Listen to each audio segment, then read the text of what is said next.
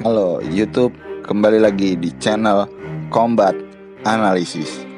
Kali ini kita akan membahas sedikit tentang penyebab runtuhnya negara adidaya adiperkasa, yaitu negara Uni Soviet. Dilansir dari RBTH Indonesia, Uni Soviet tampak perkasa pada pertengahan 80-an. Lantas, mengapa negara itu runtuh hanya dalam beberapa tahun? Apakah karena ekonomi yang melemah atau konflik etnis yang ada di dalam negeri? Jawabannya adalah bisa iya dan bisa juga tidak.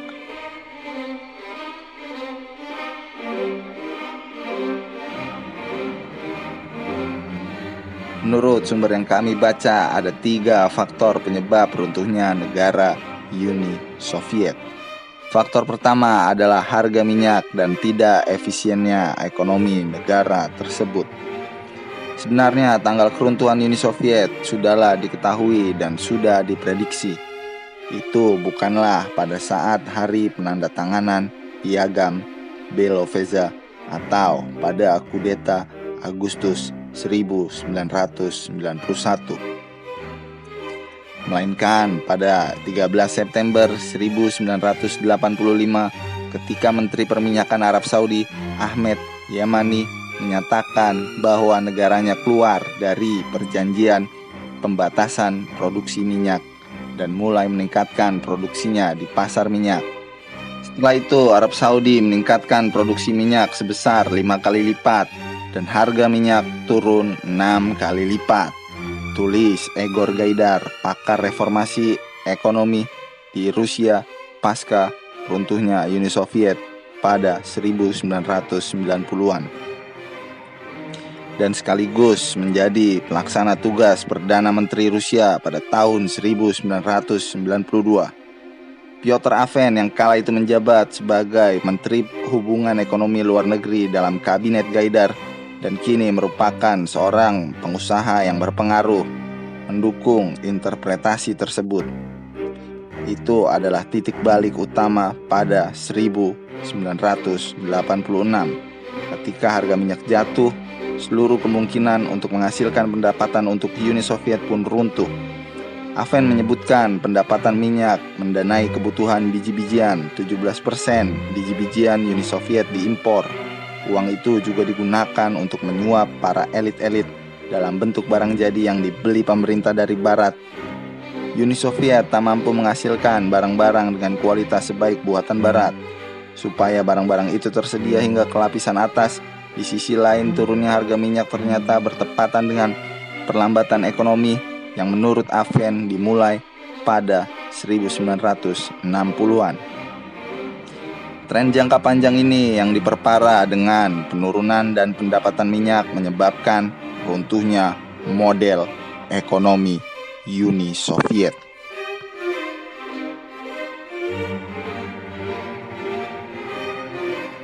Faktor yang kedua adalah konflik etnis. Di akhir tahun 80-an pada masa perestroika yang terjadi peningkatan kekerasan yang disebabkan persaingan nasionalisme etnis di Republik Soviet.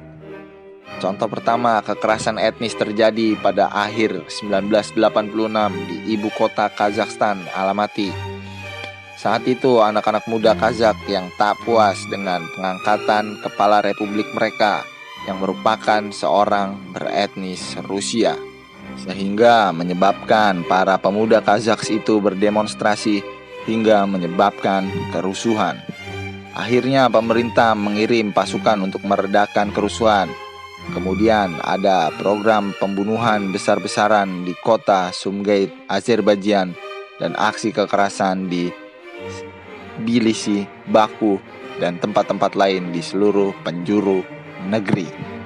Konflik paling berdarah terjadi di Karabakh antara Azerbaijan dan Armenia, yang kadang-kadang disebut sebagai salah satu pemicu politis utama yang mengawali disintegrasi Uni Soviet. Pada akhir 1980-an, konflik etnis berubah menjadi mematikan, menewaskan ratusan orang dalam pertempuran. Namun, pada tahun 1990, mayoritas Republik Soviet tak ingin meninggalkan Uni Soviet. Menurut sejarawan Rusia Alexander Zubin, situasi kala itu terbilang relatif tenang.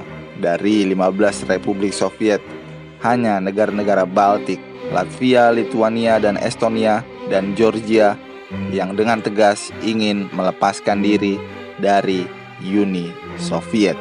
Terlepas dari semua bahaya yang ditimbulkan oleh gerakan separatis terhadap keutuhan Uni Soviet, ternyata kekuatan dan aksi mereka belumlah cukup untuk menumbangkan negara Uni Soviet.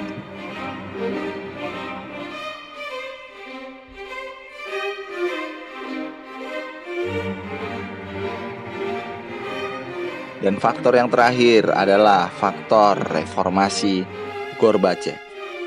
Kinerja ekonomi yang buruk dan berkembangnya gerakan nasionalis tentu berpengaruh pada kejatuhan Soviet. Tetapi faktor yang benar-benar dianggap memicu keruntuhan negeri tirai besi adalah tindakan pemimpin negara itu sendiri yang dimulai pada pertengahan 1980-an dengan kebijakan perestroika Gorbachev. Ada teori konspirasi yang populer di Rusia bahwa Gorbachev sengaja berusaha menghancurkan sosialisme dan Uni Soviet. Namun itu tak ditanggapi secara serius karena tidak ada indikasi apapun yang menunjukkan bahwa ia benar-benar ingin melemahkan kepemimpinannya sendiri. Sebaliknya, perestroika mencoba mereformasi sistem Soviet yang pada saat itu menunjukkan tanda-tanda penurunan. Reformasi pertamanya yang disebut percepatan ekonomi seharusnya melepaskan potensi sosialisme modern.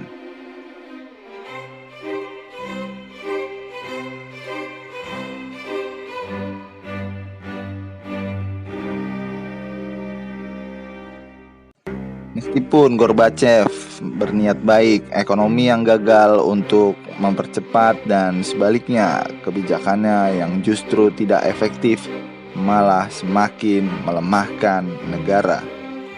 Sistem Soviet sebelum Gorbachev memanglah buruk, tetapi karena reformasinya itu semua langsung mendadak menjadi berhenti berfungsi. Demi memodernisasi ekonomi, Gorbachev mulai proses demokratisasi yang radikal dan membuat kematian sistem Soviet dan negara menjadi tak terelakkan. Sementara itu muncul aktor-aktor baru, diantaranya Boris Yeltsin yang ingin menciptakan Rusia yang merdeka. Ini berarti kematian Uni Soviet yang memang sudah tidak dapat dihindarkan lagi. Sampai di sini saja pembahasan kita tentang runtuhnya Uni Soviet. Jika kalian suka dengan video ini, silakan like, comment, share, dan subscribe. Ya kalau nggak suka ya udah, jangan dislike juga dong.